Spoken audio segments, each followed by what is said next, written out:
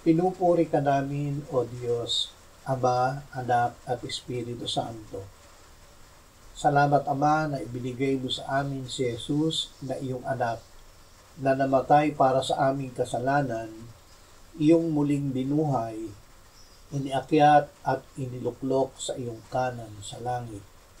Salamat na ibinigay mo sa amin ng iyong banal na Espiritu, at sa pamamagitan niya ay ibinuhos mo ang iyong pag-ibig sa aming puso.